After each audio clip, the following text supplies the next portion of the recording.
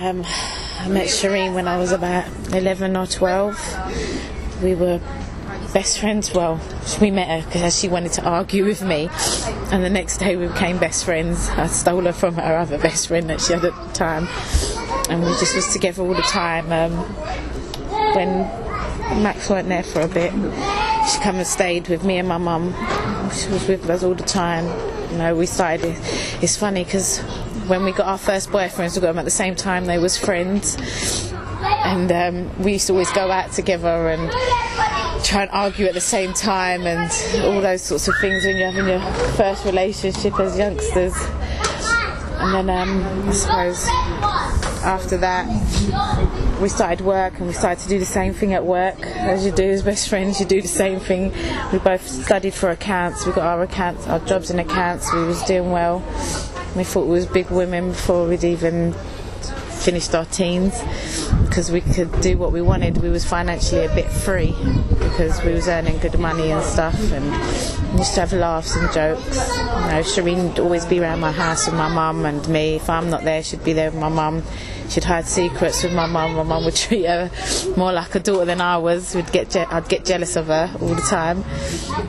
You know, we kind of grew apart. When my mum passed away, she got ill. I suffered with depression because obviously I just lost my mum. I was grieving, she was grieving. We parted for a bit, and we just finally started talking, and now she's gone. I just don't know what else to say. That's just how it feels. It just feels like this is all just too soon, too quick. So much not said, so much needed to be said. All she really wanted was a hug. I loved Shereen. She wasn't a friend, she was a sister. And our arguments weren't like friends arguments where you'd never talk again. They were sisterly arguments where you would not speak to each other and be as stubborn as anything. And then as soon as you saw each other, it was like you saw each other a second before. It never felt like there was any gap in between. You know, I'll just never ever forget her. I just hope that she forgives me for what we went through in our little time apart, and understands what I was going through and my reasonings, and because I definitely 100% understand hers, and will never ever be able to change what it was, but she will always be in my heart, and I will always love her, and I will always tell my kids, and my kids know about her, like they will never forget her either. I don't know, like you know, maybe she was the world is the crazy place, not necessarily people that we perceive as that. I think life puts pressure on everybody. It's just how each person deals with pressure. And Shereen had so much love and so much ideas, and it's just like it overcrowded her mind, and she'd get confused with it all. It's just like she wanted everything done, and she wanted it done now. She wanted everything fixed and fixed now, and she can never understand why it's not all how it should be. You know, she had some amazing ideas, she had some amazing friends that she wanted to be in places, an amazing family that she wanted to be in places that she thought they should be in, and you know, she was trying to do so much in one space of time, and she got caught up with it all.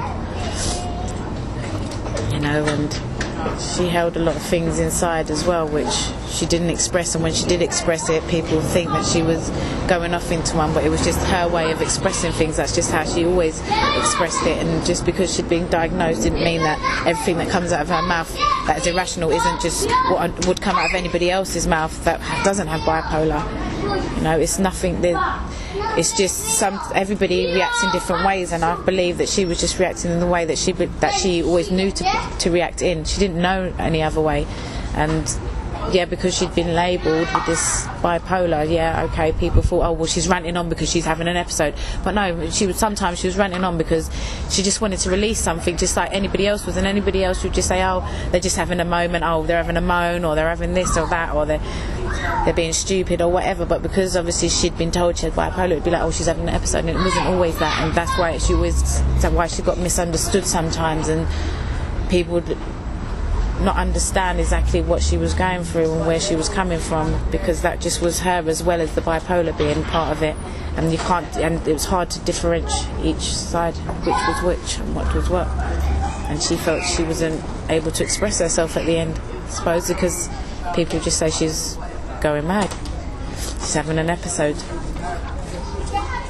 Not always it was an episode, sometimes it was just Shereen being Shereen and wanting to have her say. I wanted to be a spoiled little child like we all do. We all go back into child mode at some stage, and we have a little tantrum, and it's just how it is. I will go to the end of the earth for your love. I will fly to the moon.